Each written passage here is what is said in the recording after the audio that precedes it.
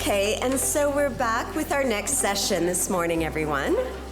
And I'm going to introduce you to our next two speakers, Janice Hannah and Adriana Pisano Beaumont of the International Fund for Animal Welfare. And they'll be speaking on community self-report cards using action research to inform dog management strategies in First Nations.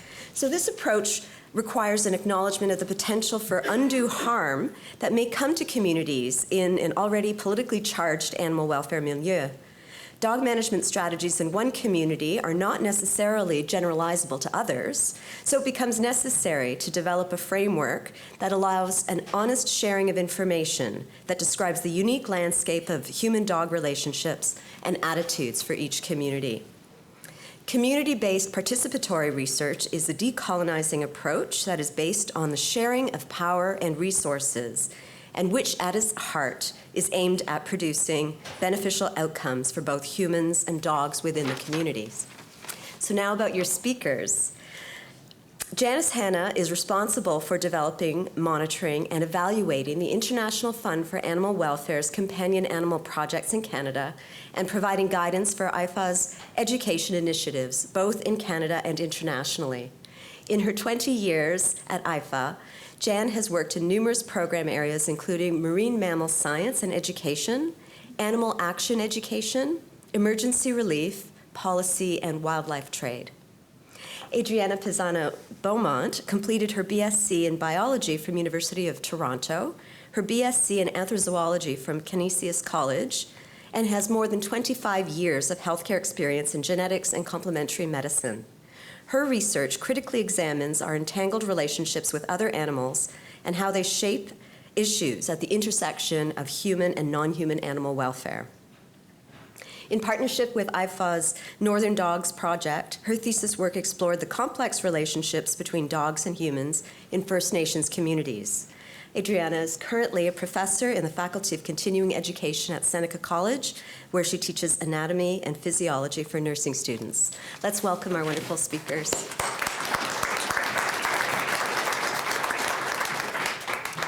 So welcome, everybody, and thanks for attending. Today, Jan and I are going to be speaking about self-report cards, which is really acknowledging an opportunity for reshaping how evaluation is conducted on all of the programs that we're doing in the communities. And it kind of shifts the focus, rather than it being about our evaluation of our programs, empowering communities to be able to develop their own ways of evaluating the programs that we're partnering with them to provide. So again, thank you everybody for coming, and I'm sorry we are going to be talking heads for the next 45 minutes. Just so you know, this work was done, it's based on research that we did on qualitative research, and so that's where that self-reporting comes from, because this was interviews with community members. So just a little bit of background. Relationships between dogs and Indigenous people have been a community feature for millennia. And I think we all know that, of course, and thanks to Josh yesterday for some background on that as well. Dogs once held great value and purpose for the survival of the communities. And of course, as we all recognize, colonialism created a parallel crisis of loss and identity for both humans and dogs. So the change in number of and the relationships with dogs created challenges, but opportunities as well for dog and human public safety, health, and welfare. And just so you know, we have all the content in these slides so that you can take that home with you. So just a brief discussion about colonialism, and we have to actually view everything that we're doing against a backdrop of a history of exploitative relationships with Indigenous peoples.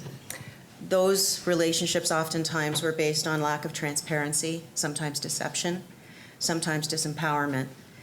And understanding this context, we can reflect on our own biases that we're bringing into the communities and develop protocols that are respectful, transparent, and empowering. There are some, just very briefly, there are some tools available that you can find online. The first three are just sort of relationship tools, and the last two are actual documents that are available that you can Google. I think they're available. The references are actually listed at the end. Community-based participatory research can extend the concept, the framework of that can actually extend to any relationships that we take into the communities or form with communities. Action research is sort of an arm of that in which our research is actually formulated to try and solve a specific issue. And again, it's collaborative. The last one, culturally competent evaluation, is framed by the values of the community in which it's conducted. So we're not using our values in order to create the evaluation measures, but acknowledging the values of the community. The last two are actual documents that you can look up online. The Tri-Council Policy Statement is an ethics framework that's used by researchers in forming research partnerships with First Nations communities, but a lot of that information is very applicable to any type of relationship. And then the last one is OCAP, which stands for Ownership, Control, Access, and Possession. And that has to do with the actual information that is generated from these relationships, whether it's research-based or whether it's part of your dog management program. And that is a commitment to the stewardship of the information that's generated in a way that benefits the community while minimizing harm. We shouldn't be collecting information, taking it away, and controlling the access to it. That when it's a true partnership, the information should be freely accessible to the communities as well. I just want to make a really brief statement about reconciliation. Josh did such a great job speaking yesterday, and I wanted to kind of echo some of what he mentioned. That non-Indigenous Canadians are hearing a lot about reconciliation more frequently. It's usually associated with the Truth and Reconciliation Commission. But the question is often, isn't it something that the government does? You know? But each of us can make a personal reconciliation journey, and animal welfare, those advances can also be part of that. We should each read or listen to somebody's story, Reconciliations for All Canadians, to understand how devastating forced assimilation was to Indigenous people, to their communities, to their culture, and to their identity. And we need to reconcile this as part of our shared history, so then we can move forward together respectfully. So very briefly, I'm not going to go through all the research again because we presented it last year, but I wanted to just really briefly review the sort of information we collected from our conversations, which were really semi-structured interviews. They were guided interviews, but people were free to speak as much or as little as they wanted to about each of the topics. So we conducted research in partnership with IFAW, the Northern Dogs Project, and 5 First Nations communities in northern Quebec and in northern Ontario. And we explored human-dog relationships in each of those communities. We used a decolonizing methodology, and again, all of these tools can be extended to any sort of relationship in the communities. And the 4 real pillars are consultation, engagement, collaboration, and communication, and it's a circle because it's an ongoing process. At every stage, it's feeding into itself. In general, this is just a really brief overview of some basic stuff that we gleaned. We did 53 conversations that ranged from half an hour to an hour with each person. And it was divided up between dog owners and non-dog owners, balanced for male and female, and we also tried to control for age group as well. And you probably noticed that the theme that people spoke about the most was attachment, love, companionship, friendship. Those kind of words came up again and again in speaking about dogs. There was also a lot of discussion about dog health and welfare, about community programs and policies, about free-roaming dogs, human health and welfare. These are a number of references. We had an overall total of 3,573 references that we documented. There were others, but these were the themes that kind of sui generis emerged from the discussions. And very briefly, I'm not going to go into the details of what each of these mean, but what you will notice is when we look at certain themes across communities, the communities are very different. These profiles emerge, and the profiles are not the same for each community. So community A, B, C, D, and E, when we look at companionship and friendship, it's very different as we go through each community. Same thing with the discussions about working, hunting, and trapping. The communities each have their own culture. We also found differences across genders, the way that they spoke about things. So within each community, males and females also have very different viewpoints and ways that they speak about different themes.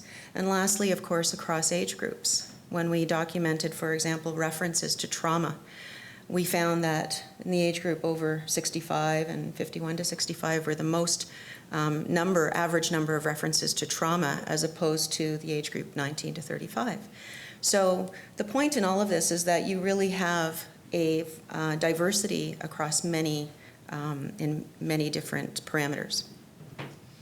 And while we did formal research in the communities, and probably there aren't that many out here that are going to do formal research, it's the principles that are running through this presentation that you can probably recognize or internalize for your own work in the communities.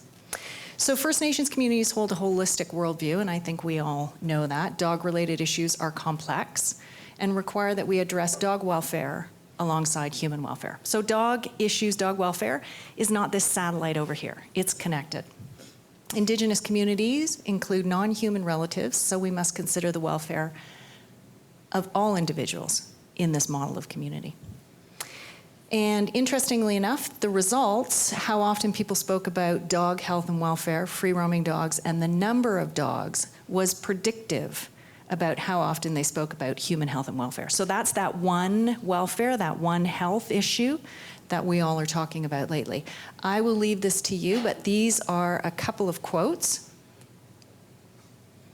where people are referencing the value. Don't worry, you'll get that in the talk and you can actually read them. So for our work in the communities, and this is a common theme that you will notice is running through everything that we're talking about today, and this is this cultural competency. And so we must develop perspectives, attitudes, behaviors, and skills for respectful relationships, and that's not just in communities, but that's with each other too. Founded on principles of trust, respect for diversity, equity, fairness, and social justice, and I think that probably resonates with everybody. Avoid using our normal as a standard for what is appropriate. And we also need to recognize my normal is different than your normal, is different from your normal. So this isn't just our culture, it is an individual normal as well. And cultural differences exist across communities, gender, and age groups. And we need to recognize that, and then we need to share information that's respectful to those. So when we think about culture, one of the nice metaphors that was created back in the 1970s was this idea of an iceberg model of culture, where there's this surface culture, the obvious, music, food, language, celebrations, the way people dress.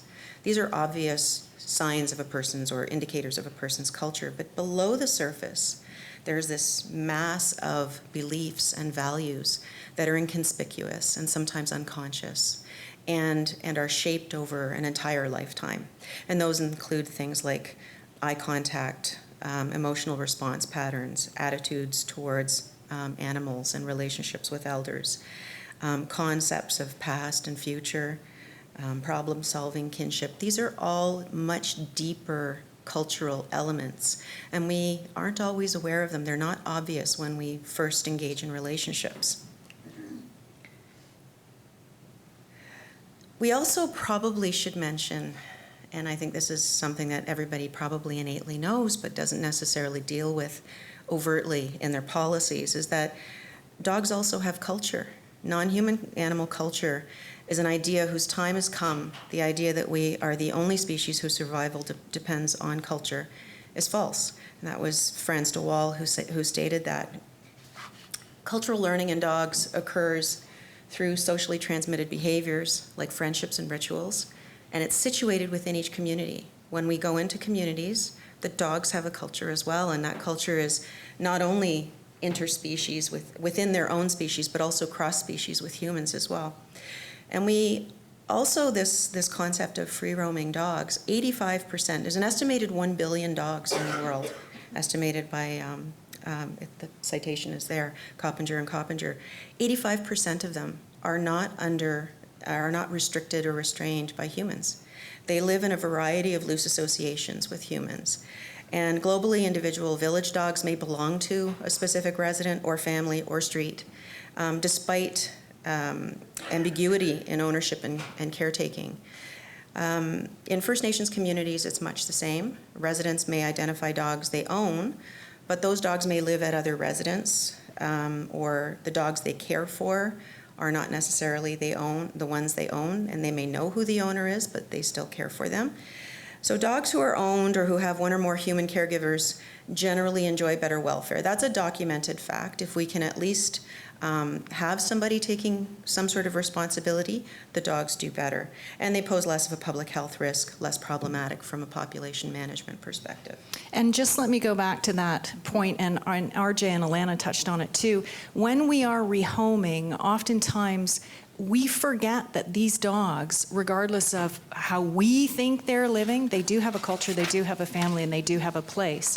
And when we take them out, our culture and place for dogs is very different, and it's not necessarily better. And so I just think we need to be conscious of that. So what are our tools? And this again is one of those common themes, and you touched on it this morning. External service provision includes spay, neuter, veterinary service, provision of dog houses. We also provide outreach, support, and humane education. I think most people who are running comprehensive programs are doing this. And compassionate rehoming of dogs if requested. And again, Alana and RJ went into some of those reasons why dogs are removed from communities. And whenever you're in a community, you're creating an opportunity for the community to provide an evaluation of you and your programs. And what I mean by that is people are watching you too, right? And when we're there, we need to be role modeling interpersonal relationships, because every touch that we have is built on in the next touch. Maybe not by me, maybe if Adriana comes in, she's going to build on that. But we're there and we are being watched. This is a little video. We've been asked by the owner to come in and remove her dog. She had had a bit of a problem with this dog over the summer with some kids. The kids were taunting the dog, and as a result, the dog had actually nipped a child. So she contacted us, and we went to pick up Dottie. Dottie is a Dalmatian who we've spayed at one of our last clinics. And letting go of dogs is really hard and really sad. And when I went back to the house to check that in fact this was the right thing for them to do, and he stuck his head out the window and he said, and he was crying actually, and he said to me, please make sure that she gets a good home. And we will. It's about -11 outside here where we are. We are headed north to deliver some dog houses that were made down south by high school students. And while we're there, we'll be seeing some of those community contacts that we've been in touch with before coming. Most of the dog houses get dropped off to individual dog owners for their individual dogs, but sometimes there's a person in that community that's that node for the dogs, that house where the dogs gather, where maybe they get fed, or maybe on those really cold nights they get to go into the back porch. Shelley and PJ take care a lot of the dogs in the community, and they're always on watch for dogs who are in need. And they're the ones that reach out and ask us to come and pick up those dogs, which we happily do. What I do is, like, I go around, I know a lot of dogs around the reserve. I know a lot of people that I used to deal with before. I know who takes care of their dogs and who doesn't, and the people that don't take care of the dogs, I bug them and say, you know what, feed your dog. That one's going to be used by dogs around here. It's for shelter, you know, from a storm and whatever. Because we have like a couple of dogs that are neighborhood dogs. Like this guy right now, his house is just got rebuilt, but he's way on the other side of town, so his dog doesn't want to leave the area. Like they say, it takes a community to raise a child. It takes a community to raise a dog, you know. Where most of us come from down south, if we do need the services of a shelter or a rescue group, we have those services. But in these communities, that doesn't exist. So that's where the Northern Dogs Project fits in. And even though we do want to keep dogs with their owners in the communities, there are those circumstances where dogs have to come out. And those are compassionate reasons, and we're happy to help.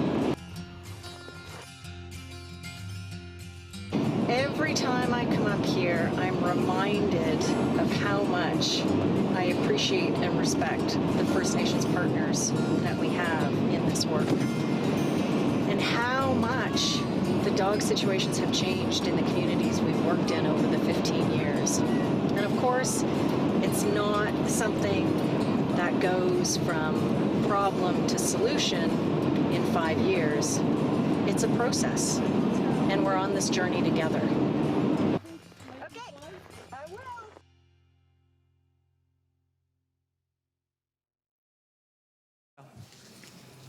So conversations, is this me or is this you? It's me, but Okay. I won't go through all of them. It's basically just being aware and maybe even documenting how people, taking note of how people speak about the individual programs. There's a quote here about, I'm very glad that they're going to have a spay-neuter clinic coming. I just think it's a shame that all of this stuff. These are individual opinions, and they all matter.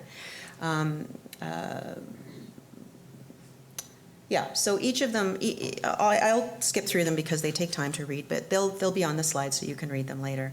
But just how important the actual conversations are, as opposed to just measurements that we're used to. Yeah, and I think on top of that, again, I know that everybody here who's working in these communities understands this and internalizes this. But again, when people talk about the value of their dogs, we still, so if somebody says, I love my dog, I think a lot of us still run it through what that looks like in my community. So if I love my dog, therefore I feed my dog every day, my dog comes in the house, sleeps in my bed, blah, blah, blah.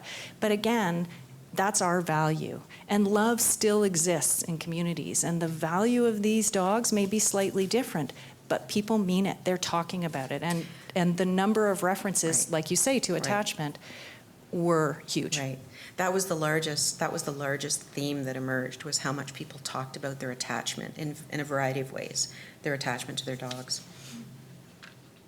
So evaluation, again, an extremely important part of everything we do. And evaluation of the impact of any program should ground itself in an ongoing process that acknowledges and supports sovereignty, touched on this morning, build on situated knowledge from the community, that is then that community knowledge and those values, build relationships, foundation for everything, critically reflect on our biases. So we need to recognize our biases and check our biases. Emphasize values important to the community shaped by Indigenous ways of knowing. Participatory, respectful, and build capacity and independence. So this work is not about our egos and not about creating dependency on us. It's about creating that capacity and independence in the communities so that the communities can take care of things in the way that they feel is most appropriate. So when we fail to acknowledge our value bias, our indicators of success may not align with those of the community. So what that basically means is when we go in, we run a spay-neuter clinic and we say, oh my God, I spayed this many and I neutered this many and we vaccinated this many. What does that mean? What does that really mean? What is the ultimate goal of our work? And that may help us to understand if we're reaching our goal. But our goal is always to build capacity and knowledge in the communities so that they can manage their populations. So again, I'll leave these up here so that you can read them later at your own leisure, but how important the conversations are. When you dive into the conversations, you realize there's a way of speaking about each of the issues that's different than the way we might speak about it. And the conversations are really important. Our work in the community is not always culturally relevant, despite how successful our evaluation shows it to be. No matter what we do, it comes from the outside. And despite being self-reflexive and acknowledging our biases, what we're really offering is our cultural tools, the ones that live in our reality. We may still see them as being successful, just not Indigenous and not situated in their culture. And we have to be aware of that. So once the communities see that something's working, and Jan may speak more to that, they may nuance them in order to make them more culturally relevant. Yes. Yes, thank you. Okay. So with regards to culture, and this is an example, another example of some of what the data showed us. These are references to community programs and policies by each of the 5 communities. And you'll see again the diversity of the profiles as we move from community A through community B for each of the 4 themes that were spoken about. So this is how people spoke about things like animal control, how they spoke about bylaws, regulation, legislation, things like tethering, and then community feeding and caring and education. And as you notice, these 2 are a little bit more what I would call sociocultural themes, and the first 2 are more policy-related themes. And it's obvious that community C and D, for example, talked a lot more about education than, for example, community A and B. And in general, community A spoke less about about community programs than, for example, community C did. These are all really important, again, reflecting that diversity. And when we break it down, sort of group them together into the policy and legislative piece and the education and social piece in terms of themes, it really shows the difference. If you really look at legislation and policy, it's kind of almost the same from community to community. There's a pretty stable amount of dialogue about legislation and policy. What really changes from community to community is the sociocultural discussion about community caring, community feeding, education. Those really change from one community to the other. So how do we decolonize evaluation? And that basically is to make it relevant to the work that we're doing in the communities. Relationship building. Everybody knows in your day-to-day, it's no different. Why would it be any different, right? We are founded in our relations. When we have positive relations with people, we tend to get farther. Openness to and respect for different ways of knowing, seeing, and living. And this is, again, one of those things, and it goes back to the culture that you were talking about, Adriana, and that is, when we first set foot in these communities, often free-roaming dogs, we think they're all stray, we think they need to go. So again, that is knowing, seeing, and understanding differences. Understanding values, expectations, and attitudes. I know those are all big words, but I know that when you take a moment to think about your own and how they fit in this work, and have conversations in which we actively listen to comments, not just about impact, this says impact, but about everything. In our culture, we tend to speak a lot. We talk out, we talk to, and in these contexts, we have so much information that we want to share with people that we're so busy talking, when really the richness comes from the listening. That's you. So awareness. We move from a lack of awareness towards sensitivity and respect for differences. But cultural competence involves more than just being aware of the iceberg. We also must be aware of our own values and biases. And that's actually, when you do that work, you can start, you've probably started that work, but before we go into every community, to really understand, check, and take a moment for yourself. And we have our own icebergs too. We definitely have our own icebergs. So educate ourselves about geographic, social, and institutional barriers. Understand the difference between actual barriers and habits. And so what I mean by that is, and I'll just use a spay-neuter example because it's somewhat easy, but when you go into a community and you think, oh my God, spay-neuter is so great and what a great tool, and here we're going to offer it, if a community has never seen the benefit of a sterilized population, all they have lived with is an intact population, and their habit is to deal with that, deal with the male dogs that are outside their door, deal with their female getting packed up, then that is a barrier that needs to be overcome. So we have to be respectful of what is going on in communities and norms in communities. Also, transportation, right? Transportation is an actual barrier to getting to the clinic. And so we need to find ways of working together to overcome those barriers. So in the last 50 years, our cultural relationships with dogs have evolved alongside the vet profession. Now, what I mean by that is, again, vet services, the dog industry, paying $150 a bag for dog food, buying a dog bed, crating your dog, walking on a harness, not a leash, all that stuff. We have evolved with the industry. The industry has come along because we have moved there. And so you can't ask people to jump to where we are in our dog owning values industry. We're asking the communities to bridge a cultural gap immediately without the benefit of time. So that's what I'm saying. We co-evolved, and now we're asking people, hey, $500 for a spay, we do it, why don't you do it? So we just need to be very aware of that. It's not appropriate. We're able to focus on our relationships with them because we no longer worry about potable water, food insecurity, lack of jobs.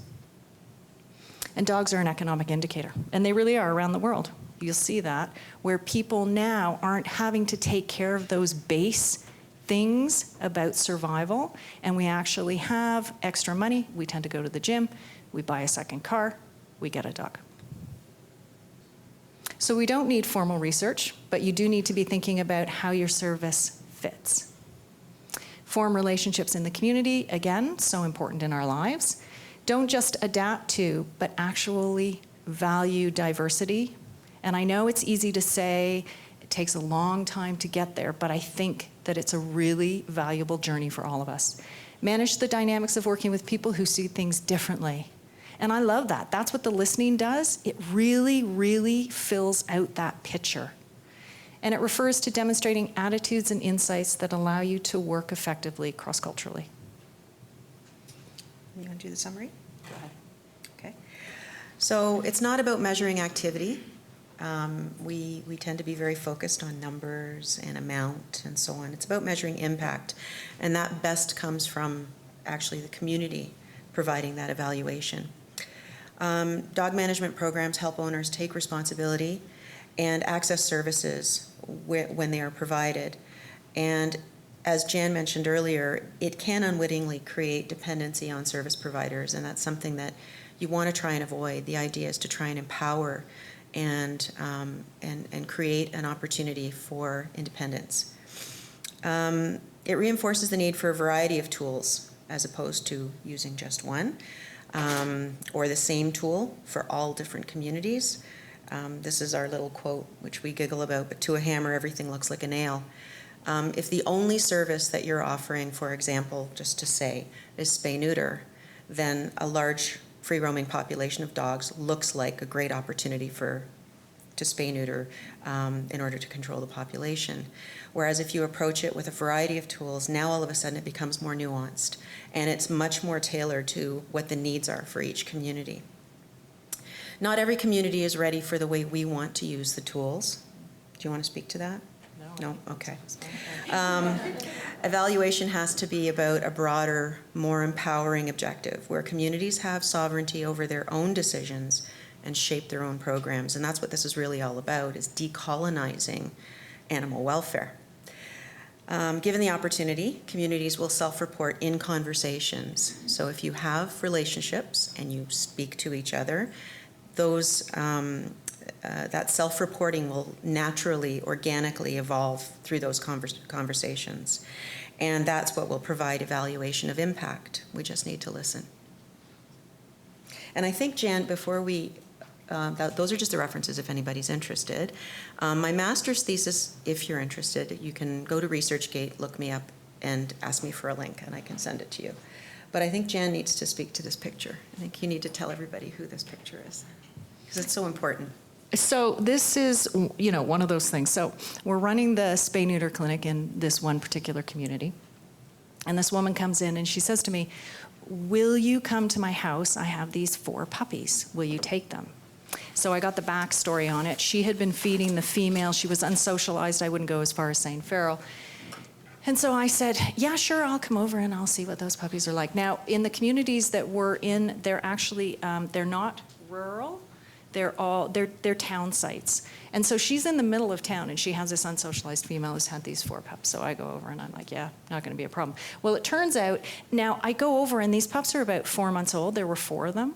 And I was quite surprised that they weren't already taken by somebody, because puppies are usually taken in by different families. And these 4 puppies still remained. Anyway, so of course we tried to catch them, and it turns out that they were fully feral, living in that community. And by the time we went to pick them up, there were only 3 left. It was 2 days later, and there were only 3 left. So we ended up taking the 3, and of course we separated them so they could stop reinforcing their behaviors. Two of them were released in another community closer to London, where the woman heard the story of these feral dogs and said, there is no life for these dogs other than free roaming. And so we spayed and neutered them, we provide food, and that was 8 years ago, and she's still looking after those dogs. And the third one lives in a house in London, and this is, again, you know, what's the best place for a dog?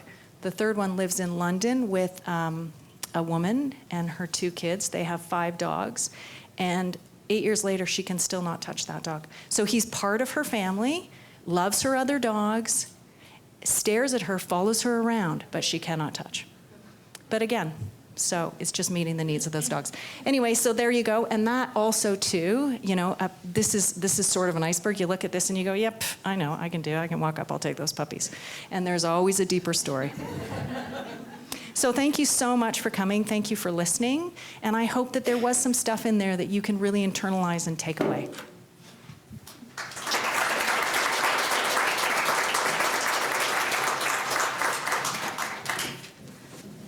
I think we have a couple of minutes for questions. So maybe Josh has a question.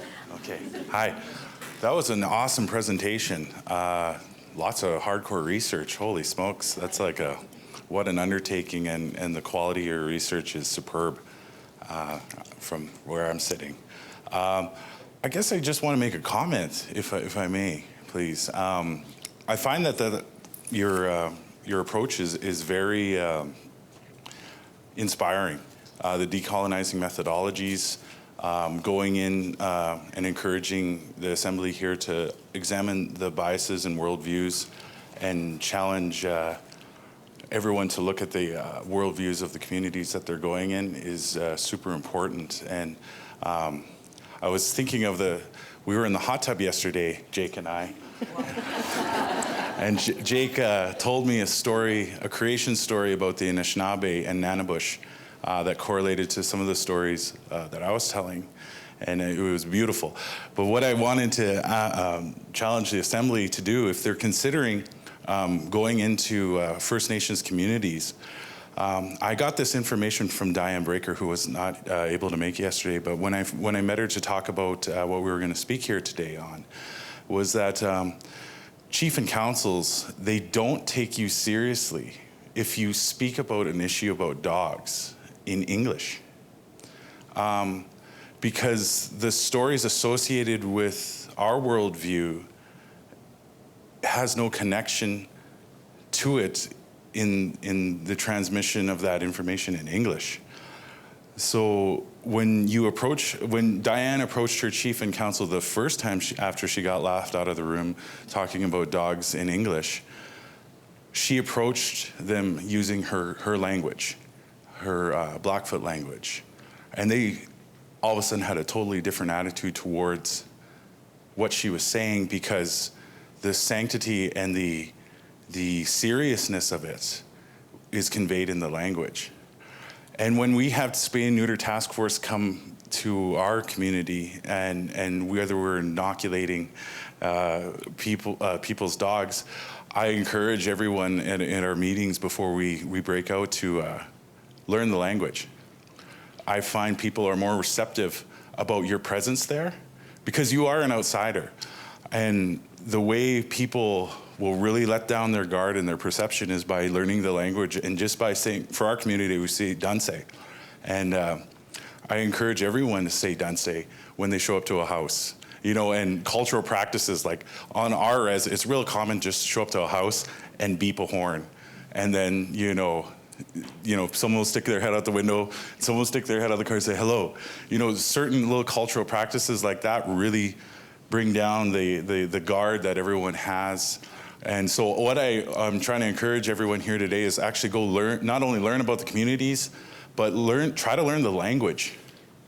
Learning the language and talking about dogs in an Indigenous language really decolonizes your approach, and that outsider, that barrier breaks down, because the relationship that you could build with the community by understanding and talking about dogs in their language with people that speak the language really talks about your understanding of the dogs, not only from your point of view, the way you were raised, but from the community's point of view. And then that respect is there. That respect, that community building, that relationship is there. This country spoke like all the settlers that came spoke the indigenous languages here for a long time until the fur trade really shut down. So it wouldn't be uncommon to see that resurgence of settlers here to be able to speak indigenous languages again.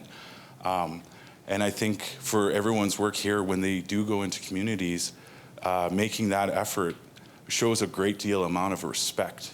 And it also shows respect for the animals too, because a lot of communities do believe animals have their own languages, they have their own rituals, they have their own culture, just like what's been presented here. And that's all I'd like to say is just make an effort to learn the languages. If you're coming into the community, just saying hello is a good place to start.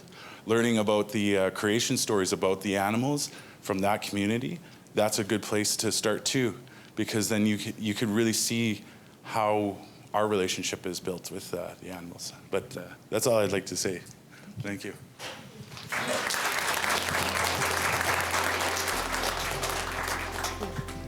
Okay, so I think we're out of time unless there's any burning other comment or question.